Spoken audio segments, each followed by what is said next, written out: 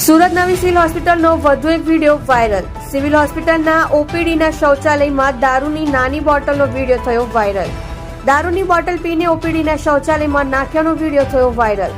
Civil હોસ્પિટલના ઓપીડીના શૌચાલયમાં દારૂ bottle ક્યાંથી આવી એ તપાસનો વિષય। શું આ મામલે સિવિલ હોસ્પિટલના જવાબદાર અધિકારીઓ છે અજાણ?